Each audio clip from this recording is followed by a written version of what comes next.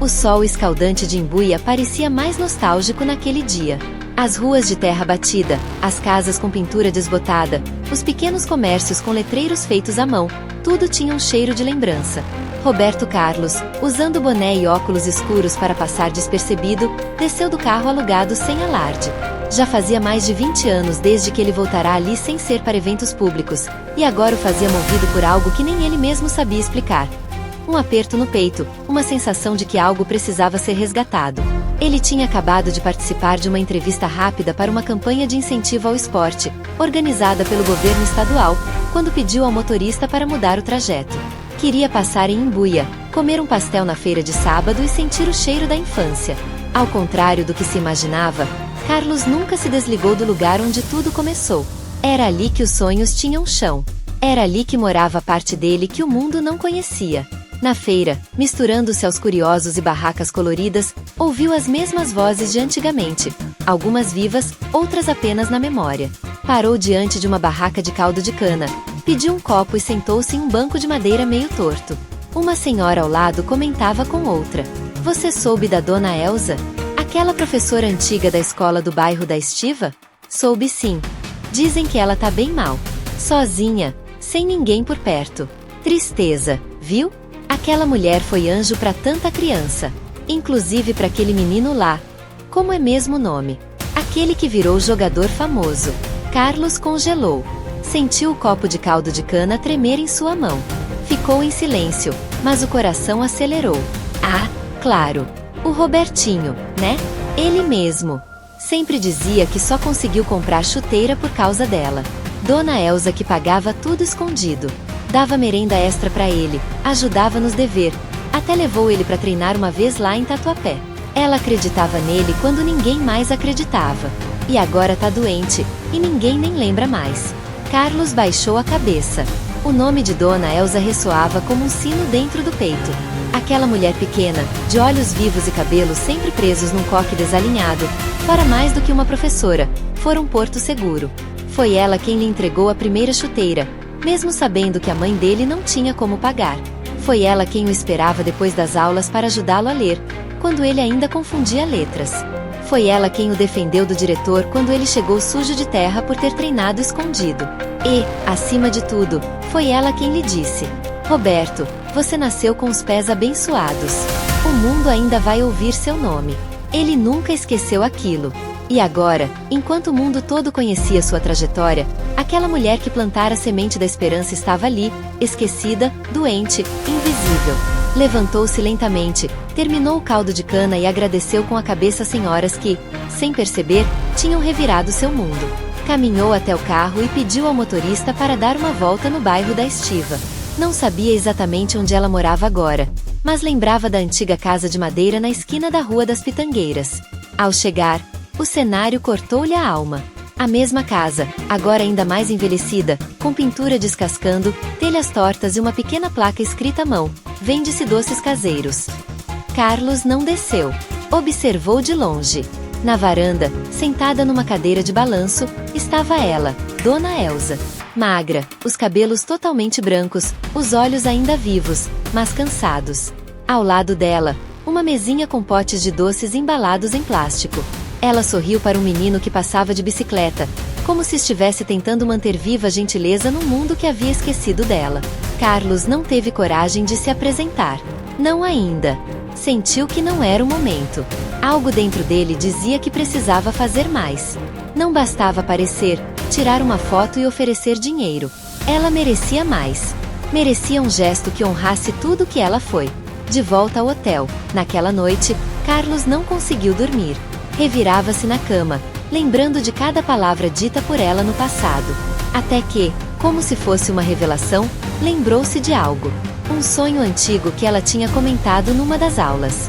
Um dia, eu ainda vou pisar no Maracanã. Nem que seja para vender pipoca. Mas quero ouvir aquela torcida cantando. Deve ser a coisa mais linda do mundo. Era isso. O coração dele acelerou. Por que não? Por que não realizar esse sonho? Ela podia estar doente, mas ainda estava viva. Ainda respirava. Ainda podia sorrir. E ele podia fazer algo que talvez ninguém mais fizesse. No dia seguinte, ligou para um amigo de longa data, funcionário da administração do Maracanã. Pediu descrição, pediu detalhes, pediu ajuda. Explicou que queria organizar algo íntimo, especial. Uma experiência única, com som, luz, narração. Queria que Dona Elza vivesse o sonho dela, nem que fosse por 1 hora. Enquanto isso, mandou um conhecido da cidade comprar mantimentos para ela. Enviou um médico de confiança para avaliar sua saúde. Pediu que não dissesse seu nome. Queria que tudo fosse anônimo, sem holofotes. Queria que ela recebesse cuidado, não caridade. Passaram-se 3 dias. A notícia se espalhou entre vizinhos. Alguém estava ajudando Dona Elza. Alguém arrumou a varanda, limpou o quintal, mandou instalar um ventilador novo no quarto dela. Mas ninguém sabia quem. E ela, com sua serenidade de sempre, apenas dizia: "Tem anjo que anda sem mostrar o rosto." Carlos voltava todas as tardes, de longe, observando.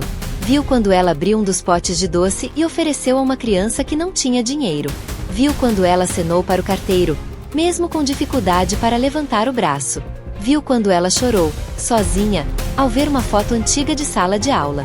Ele chorou junto, dentro do carro, escondido. No 5º dia, o médico disse: "Ela está fraca, mas pode sair por algumas horas, se for algo tranquilo, sem agitação." E era tudo que Carlos precisava ouvir. Ligou de volta para o amigo no Maracanã e confirmou. Sábado, ao entardecer, ela pisaria naquele gramado. E ouviria o seu nome ser chamado. Não como professora. Não como uma mulher doente. Mas como uma lenda. A sexta-feira amanheceu com um céu cinzento, carregado de nuvens como se o próprio tempo sentisse que algo importante se aproximava. Roberto Carlos já estava em pé antes do sol nascer. Havia dormido pouco, de novo. Passará a noite revisando cada detalhe com a equipe do Maracanã. Luzes, som, acessibilidade, segurança. Era uma operação delicada, mas também carregada de emoção. Não era um jogo, não era um evento esportivo. Era um gesto de amor. No apartamento discreto onde estava hospedado no Rio, Carlos olhava para uma folha de papel com a letra dele mesmo rabiscada, como se fosse um menino novamente. O que Dona Elza merece. E, logo abaixo, respostas como respeito, memória, gratidão. Mas havia uma anotação em destaque. Ela precisa se sentir viva. Do outro lado, em Imbuia, Dona Elza acordava lentamente, os ossos rangendo como madeira velha. Ela sentia que o corpo lhe pedia trégua, mas o espírito insistia. Levantou-se com dificuldade, foi até a varanda e abriu a cortina fina. O sol tentava sair, tímido. Na calçada, alguém havia deixado discretamente uma cesta de flores e frutas. Um bilhete simples. "Bom dia, Dona Elza. O mundo ainda precisa do seu sorriso." Ela tocou o papel como se fosse feito de ouro. Sorriu. E sussurrou para si mesma: "Quem será esse anjo teimoso?" O médico, Dr. Olavo, chegou pouco depois. Era gentil, sempre com palavras suaves. Ajudou-a a caminhar até a poltrona, verificou a pressão, ouviu seus batimentos. Ao final, disse: "Amanhã teremos um passeio especial. Se a senhora estiver disposta, claro." Passeio? Para onde? Uma pequena surpresa. Nada de esforço. Só emoção boa, prometo. Ela riu. "A essa altura da vida, doutor, a única emoção que me resta é lembrar dos tempos de escola." Mas algo no olhar do médico fazia crer que havia mais. Ela ficou pensativa o resto do dia, observando o quintal, os doces na mesinha, e principalmente, aquele silêncio gentil que agora parecia proteger sua casa como um véu de carinho. Enquanto isso, Carlos ligava para cada membro da produção. Testava o sistema de som, pedia que as luzes fossem programadas para acender lentamente quando ela entrasse no gramado, solicitava que uma gravação com o som da torcida fosse colocada nos alto-falantes, como se houvesse um jogo real. No camarote reservado, mandou colocar uma cadeira confortável, cobertor leve, um buquê de margaridas e uma foto ampliada de uma turma antiga. A turma de 1986 da Escola Municipal Antônio Prado, onde Dona Elza ensinara por 30 anos.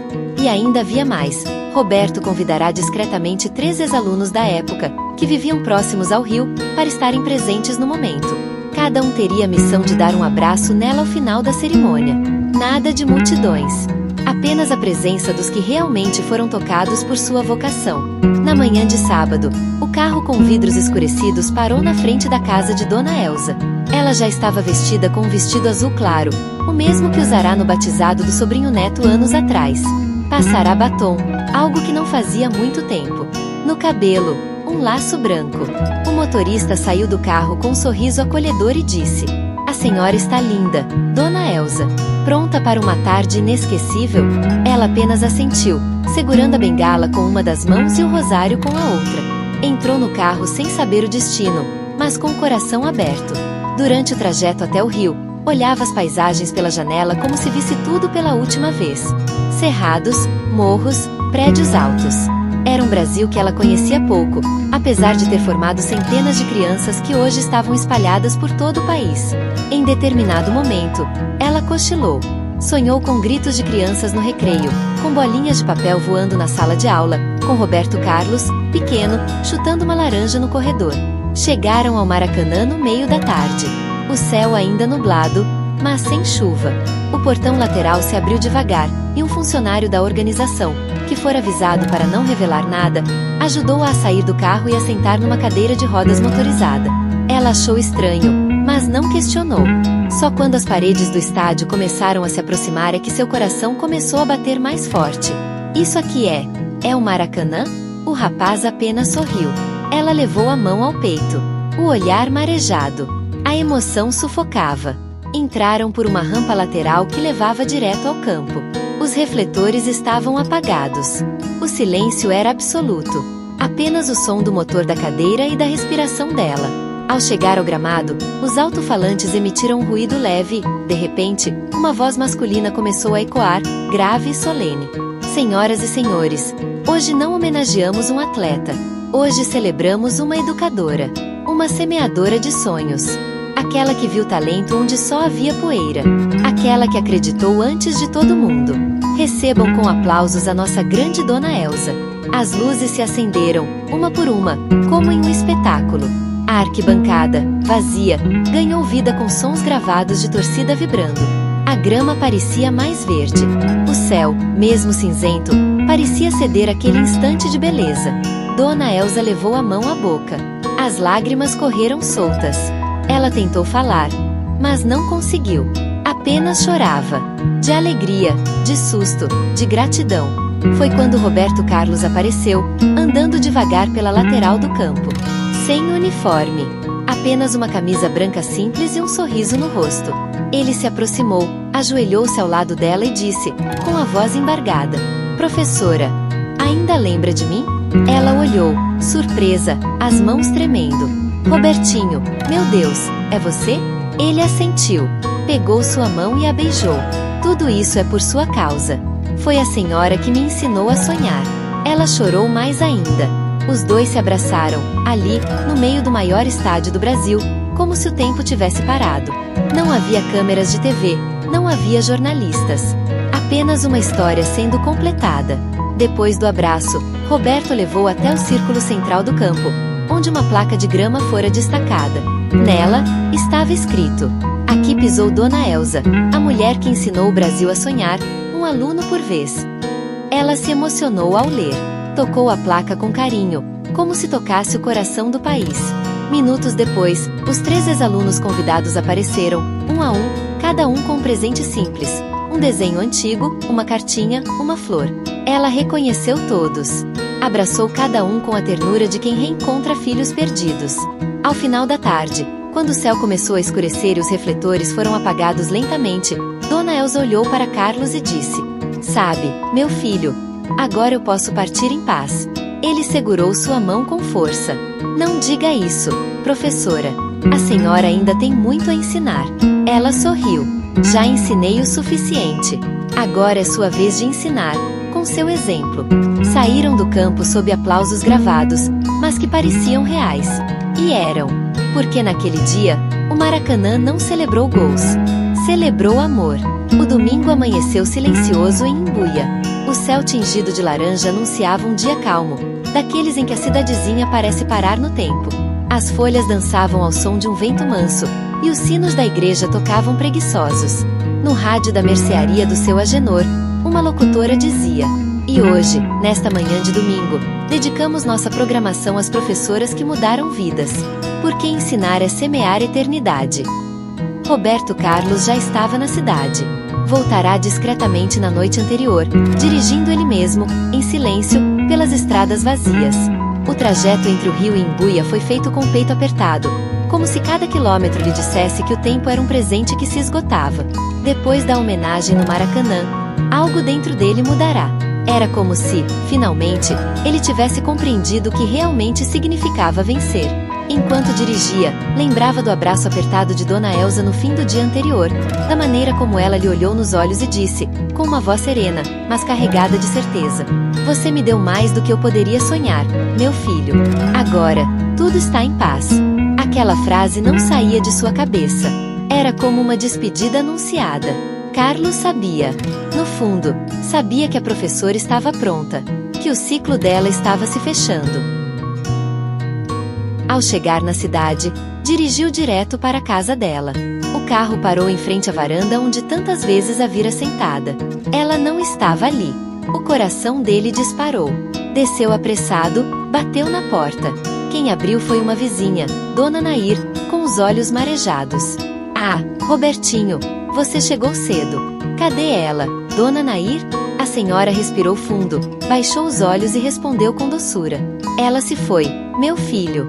Foi de madrugada, dormindo, tranquila, com um sorriso no rosto." Carlos sentiu o mundo parar. Por um instante, tudo ao redor sumiu. Era como se o som, a luz, o ar, tudo tivesse sido sugado por um vácuo de dor. Ele apoiou-se no batente da porta, tentando conter as lágrimas. Dona Nair continuou: "Mas antes de ir, ela deixou uma carta. Pediu para entregar só para você." A senhora entrou e voltou com um envelope branco, com o nome dele escrito em letra cursiva tremida: "Para o meu eterno aluno, Roberto." Carlos sentou-se no sofá da sala dela. Tudo ali parecia congelado no tempo. Os livros escolares empilhados, os potes de doces na mesinha, a foto da turma de 1986 na parede. Abriu o envelope com cuidado. A carta dizia: "Meu querido Robertinho, se esta carta chegou até você, é porque meu tempo neste mundo se encerrou. Mas não se entristeça. Saio feliz, leve e grata. Você realizou o meu maior sonho. Não apenas por me levar ao Maracanã, embora aquilo tenha sido mágico, quase um conto de fadas, mas porque me mostrou que tudo valeu a pena. Cada tarde corrigindo cadernos, cada noite preparando aulas, cada criança que ajudei, valeu.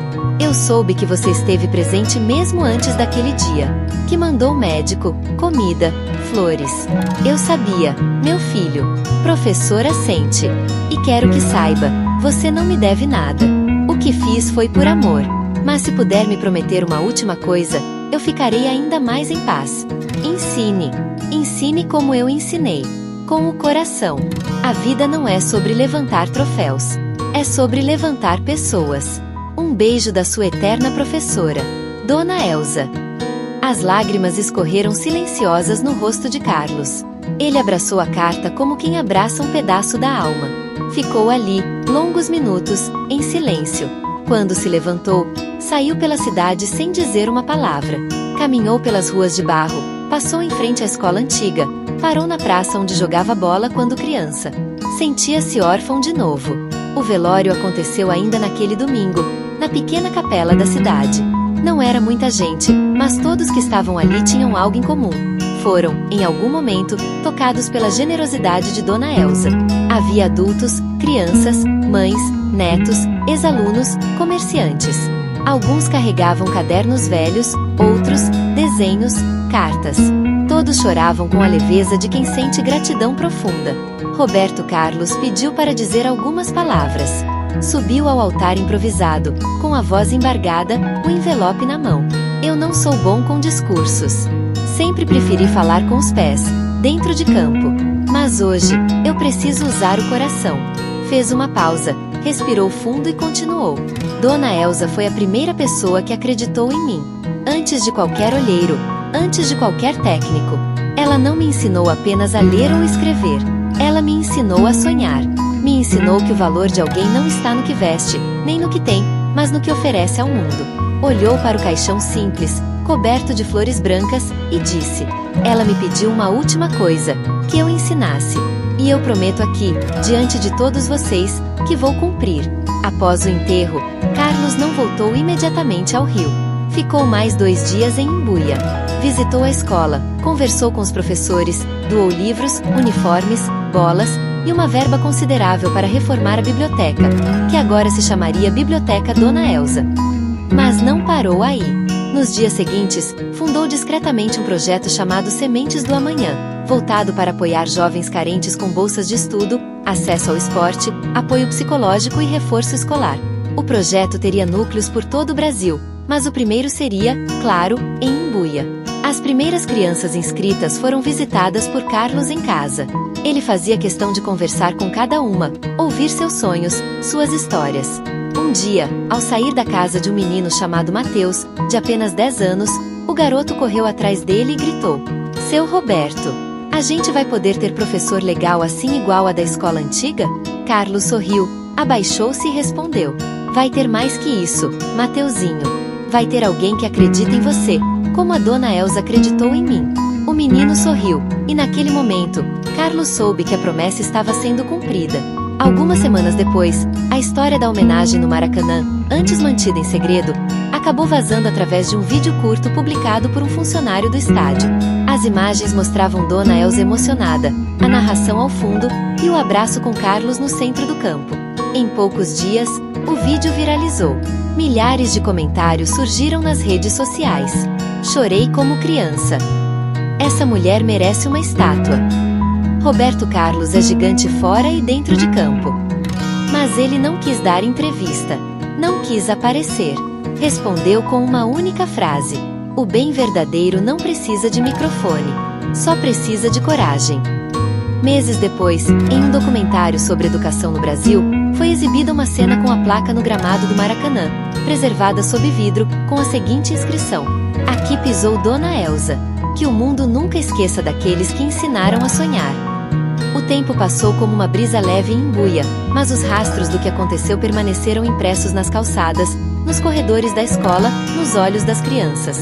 A pequena cidade, antes esquecida pelos mapas, agora era lembrada como o berço de uma professora que ensinou o Brasil a sonhar e de um jogador que soube retribuir com o coração. Roberto Carlos, mesmo com a rotina cheia de compromissos, mantinha a promessa feita a Dona Elza como se fosse um juramento sagrado. O projeto Sementes do Amanhã crescia rápido, mas sem pressa. Crescia com raízes.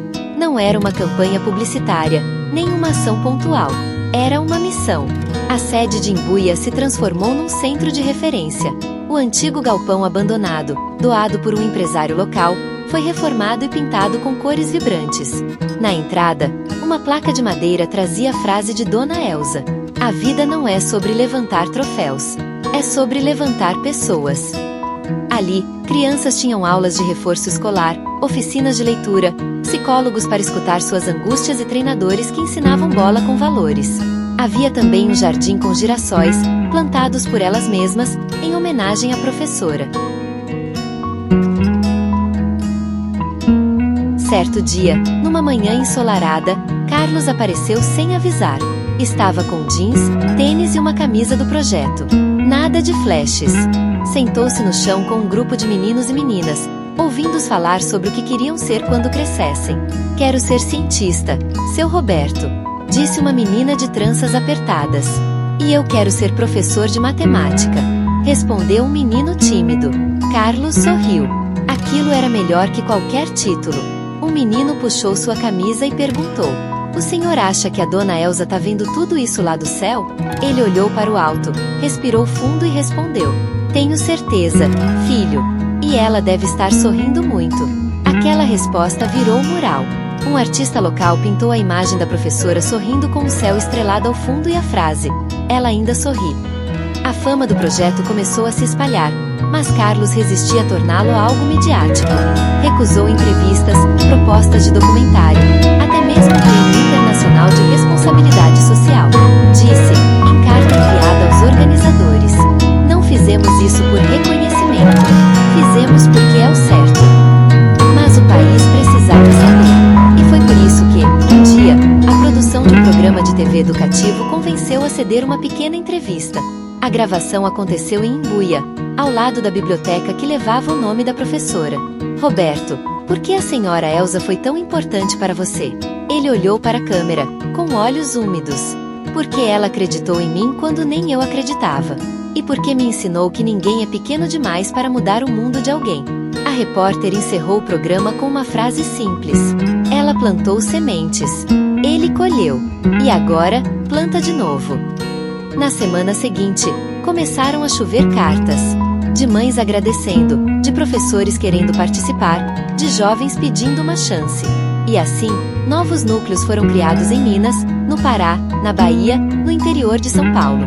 O nome de Dona Elsa, sem querer, virou símbolo silencioso da resistência da educação de verdade. Mesmo com todo esse movimento, Carlos mantinha sua discrição. Nunca assinava embaixo dos comunicados.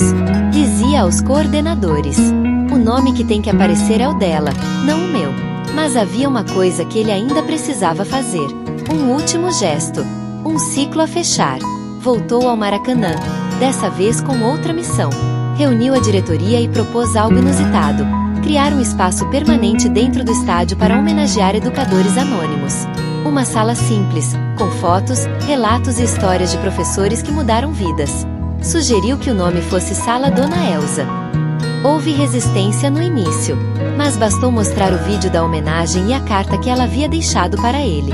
Silêncio na sala. Olhos vermelhos. Aprovação unânime. Meses depois, a sala foi inaugurada. Na entrada, uma vitrine com a foto de Dona Elsa sorrindo no Maracanã, ao lado de Roberto. E a seguinte inscrição: para quem ensinou os que encantam multidões. No evento de inauguração, Carlos fez um breve discurso para educadores convidados de todo o Brasil. Nós nos apegamos muito aos heróis que marcam gols. Mas esquecemos dos heróis que ensinam a fazer gols na vida. Esta sala é um lembrete de que sem eles, nenhum de nós chegaria até aqui. Ao sair da sala, uma senhora o esperava com um caderno velho nas mãos. Sou professora há 30 anos. E nunca me senti tão respeitada quanto hoje. Obrigada, Roberto. Ele a abraçou com ternura. Eu é que agradeço, por cada aluno que a senhora acreditou. A história de Dona Elsa cruzou fronteiras. Escolas começaram a incluir sua história nos livros didáticos. Uma escola pública em Fortaleza foi batizada com seu nome. Grupos de teatro encenavam sua vida. E até uma animação foi criada, mostrando uma professora que planta sementes que viram árvores gigantes. Mas Carlos não se preocupava com isso.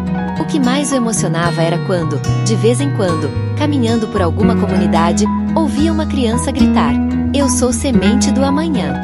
Numa tarde chuvosa, anos depois, Carlos sentou-se sozinho no mesmo banco da feira de Imbuia, onde ouvirá falar da professora pela primeira vez.